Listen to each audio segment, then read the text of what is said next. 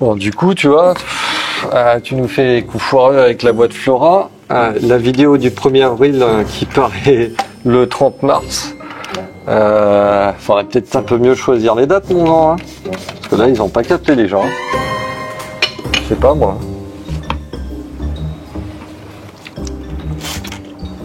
On aurait peut-être attaqué la vidéo, là, non?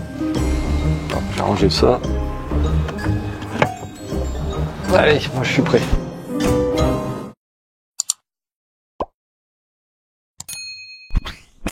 Eh bien bonjour à tous, bienvenue pour cette nouvelle vidéo Flore Aquatique. Bon, vous l'avez un peu compris, cette vidéo, bon, comme Greg ne choisit pas correctement les dates, cette vidéo, il y avait un petit côté poisson d'avril hein, au sujet des bêtas, évidemment on les met pas dans les boules. Par contre, dans les commentaires, il y a eu des choses très intéressantes, notamment le fait que quand on met un poisson dans une boule, apparemment ça le désoriente et surtout ça lui trouble la vue. Alors j'ai fait mes petites recherches, enfin je suis en train de faire mes petites recherches. Pour l'instant j'ai rien trouvé de scientifique là-dessus. On en parle sur les forums, on en parle beaucoup chez les animalistes, mais c'est quelque chose qui paraît très sensé. Donc je vais un petit peu creuser là-dessus et puis on pourra en reparler à l'occasion. Du coup, on va évidemment faire un tuto bêta un petit peu plus sérieux. Dans ce qu'on a fait, il y avait des choses sérieuses et pertinentes. Ça tombe pas forcément en accord avec ce que les gens imaginent du bêta. J'ai personnellement voyagé pas mal en Thaïlande et j'ai visité pas mal d'élevages de bêta justement et je peux vous assurer que c'est des petits volumes, des tout petits volumes. Chez les collectionneurs, ce sont des tout petits volumes. En France, on s'imagine que 30 ou 40 litres, c'est un volume minimum pour un bêta. Ben, c'est pas la même vision en Asie. Mais bon, ça, on aura l'occasion d'en discuter. Là, aujourd'hui, on va passer un petit peu à autre chose. Et du coup, on va faire un petit peu un petit tour vite fait des bacs, sans prétention. Mais on me le demande. On m'a notamment demandé au sujet des Oscars. Donc, on va y venir. Et puis, on va amorcer aussi de nouveaux projets, des Ruscape aussi. Donc, je vais un petit peu vous en parler sur cette vidéo. Alors, sur le bac des Rasbora, des micro-Rasbora Galaxy, donc en fait j'ai un petit problème d'algues encroutantes que je n'arrive pas à gérer pour le moment. Donc on attend des produits en test, des fournisseurs qui vont nous fournir des produits à tester pour essayer de voir un petit peu si on arrive à lutter contre ces algues ou pas. Sinon les poissons, eux, vont relativement bien, ils sont toujours actifs. Je sais pas si on les voit à l'image. Bon, le bac est un petit peu sale, c'est dû aux algues. Je l'ai nettoyé il y a 20 jours et ça commence déjà à se ressalir. Alors on va voir. Je connais pas trop ces algues encroutantes, on va essayer de voir comment on peut les gérer. Derrière on a le bac à rubra. Donc là elles sont planquées, elles sont très actives le matin et l'après-midi on les voit quasiment plus. Donc le bac est en train de verdir très gentiment, moi je laisse faire, sinon elles vont relativement bien. Vous aviez vu certainement dans une vidéo précédente qu'en bas on avait pas mal de repros, ça continue, il y en a quotidiennement des larves en fait en suspension, donc c'est assez marrant.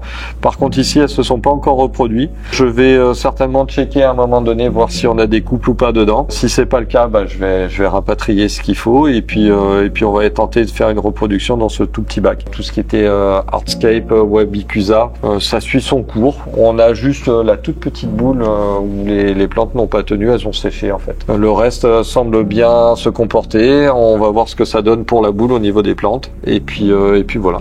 Alors maintenant au niveau des bacs à crevettes, comme d'habitude, ça se porte relativement bien. On a fait pas mal de tailles de plantes, donc du coup là, en fait j'y suis allé un petit peu trop sur les Rotala de couleur et du coup elles ont un petit peu morflé, donc je ferai du repiquage et puis je vais redensifier ça. On a l'UG qui est en train de repartir, ouais. Elle a mis du temps, mais elle est en train de repartir. Alors, je la laisse faire, je m'en occupe pas. Si ça marche, ça marche. Si ça marche pas, tant pis. Les crevettes, elles ont pas fait de repro depuis pas mal de temps. Et puis, là, elles sont reparties. Il commence à y avoir à nouveau des grainés. Chez les Velvet, c'est la même chose. J'ai pas mal de repro en cours, donc tant mieux. On a le bac qui est en train de repartir, les Bucephalandra, vous savez, les petits pieds que j'avais récupérés à droite et à gauche, sont en train de repartir et font pas mal de feuilles ces derniers temps. Alors ce bac, je mets en fait du CO2 une semaine par mois, histoire juste de booster les plantes et après je laisse tranquille. Donc là, je viens de remettre en route le CO2, donc on va voir ce que ça va donner, mais comme d'habitude. Donc là, ces deux bacs suivent leur petite vie tranquillement, sans péripéties. Tout le monde va bien, c'est le plus important. Et puis voilà. Bon, peut-être que je pourrais mettre aussi une petite crypto de ce côté-là, histoire d'équilibrer un petit peu la vue. On verra bien. Bon, ma foi, pour le moment, j'ai pas énormément de temps à y consacrer. Et tant que le bac se porte bien, je vais pas faire de modifications. Alors pour le bac marin, Laure a refait un petit réagencement la semaine dernière, donc il faut laisser le temps aux invertébrés de se réintégrer, on va dire, se réhabituer à leur environnement. Alors après, sur le côté technique et tout ça, je suis pas un spécialiste du marin, donc je suis pas vraiment apte à vous en parler. Le bac semble pas trop mal se porter. Maintenant, faudrait voir, faudrait qu'on en discute avec Laure. Mais je sais que le Mont Tipora est en train de bien grandir, donc après pour les autres, je suis pas assez calé en la matière. Donc pour le moment, ils font un petit peu la gueule, on dirait, mais je pense que c'est normal. Il faut attendre encore quelques jours avant que tout le monde se retrouve à l'aise dans le nouvel agencement. Alors, nous voici maintenant devant le bac à l'Ocaridé. Alors, je les ai bien nourris, donc vous n'allez pas les voir, ils sont tous planqués maintenant. Sinon le bac, comme toujours, il fait sa vie tranquillement. J'avais une belle invasion de cyanobactéries, on a réussi à tout éradiquer, donc nickel. Je fais toujours des changements d'eau de 20-25% tous les 15 jours. Le prochain sera demain. J'ai juste une invasion de mélanoïdes, mais une belle invasion de mélanoïdes. Donc je pense qu'il y en aura bientôt en stock d'ailleurs à la vente grâce à ça. Mais sinon, voilà, non, il n'y a rien à dire. Tout le monde va bien, ça pousse lentement, mais ça pousse sûrement, donc c'est quand même super sympa. Alors, concernant le bac à Phyosemion austral, on a toujours notre trio. Le mâle a tendance à pas mal chasser les femelles qui se réfugient du coup dans les tas de pierres. Donc on les voit juste au moment de l'alimentation. Et puis faut dire que le mâle ne les laisse pas trop s'alimenter. Je vais modifier le MOPS parce que le rouge, ils y vont pas dessus tout simplement. Donc on va faire autrement. Et il y a tellement de végétation que du coup je pense que ils pondent en dehors de la végétation. Je ne peux pas collecter les œufs et donc il y a certainement du cannibalisme parce que je n'ai pas encore vu de juve. Il y a un petit peu de cyanobactéries qui se développent, mais toujours une tache au même endroit et ça n'a pas l'air de vouloir se développer ailleurs. Par contre, j'ai quelques filamenteuses qui arrivent, donc on va faire un bon petit changement d'eau, un bon petit siphonnage comme d'habitude. Et puis on va suivre l'évolution si ça continue à sortir. Ah, il y a une femelle qui sort. Si ça continue à sortir, on va certainement utiliser un petit peu d'algexite ou quelque chose comme ça, histoire de vite maîtriser la chose. Sinon, tout le monde va bien là aussi, donc il n'y a pas de souci. On laisse le bac vivre et tant que ça marche, c'est bon, on se prend pas la tête. Je force pas sur la reproduction évidemment. Si je voulais, je pense que je les mettrais dans un bac de repos pour pouvoir mieux gérer les œufs. C'est pas le cas. On va quand même essayer de faire en sorte qu'il y ait un petit quelque chose, mais voilà, on va pas forcer là-dessus. Alors, concernant l'Inspiria qui est derrière moi, on va certainement faire un rescape. Moi, ça me plaît pas. Les rotalas, c'est sympa, c'est marrant, mais on en a un petit peu dans tous les bacs. Par contre, on a introduit quelques mousses vite fait pour voir un petit peu, elles se développent plutôt bien. Donc ça, c'est probablement quelque chose qu'on va exploiter. Donc je pense que je vais garder les pierres qui sont derrière, rehausser un petit peu le niveau du sol et implanter pas mal d'espèces de mousses différentes. Ça va permettre de pouvoir un petit peu faire des beaux massifs tout en permettant aux poissons d'être à l'aise. Donc après, la population de poissons, je sais pas si on réintroduit du discus ou pas. Le sol est sombre, c'est pas quand même terrible pour eux. On verra. Partira probablement sur autre chose, il y a plein de poissons intéressants.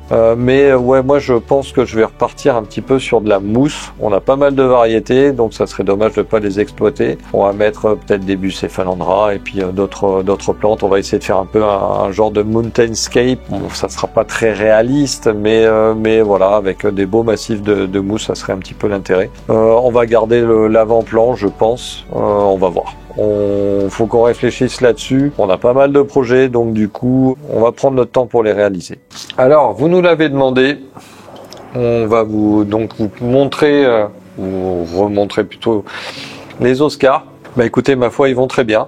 On avait un petit Oscar qui était un petit peu abîmé et qu'on a mis en quarantaine, qu'on a bien soigné.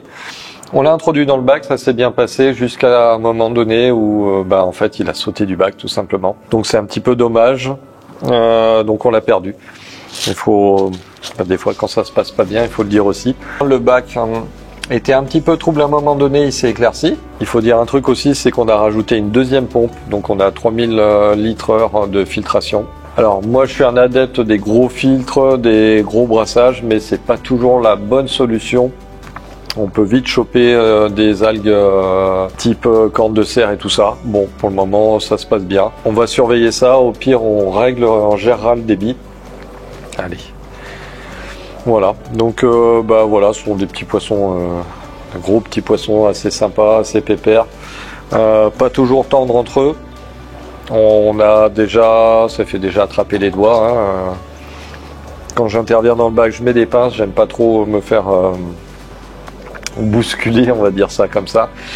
Voilà, donc écoutez, ils vont relativement bien. On va voir, mais la femelle, c'est le plus gros poisson, on pense que c'est une femelle, hein, a l'air d'être vraiment très active. Elle a tendance à un petit peu bousculer les petits, c'est probablement des mâles. Donc on va voir, mais il y a peut-être moyen d'avoir une reproduction. Bon, il est temps de clôturer cette vidéo. Comme d'habitude, je vous donne rendez-vous tous les mercredis et les dimanches soirs à partir de 18 h pour de nouvelles vidéos. Allez, à bientôt!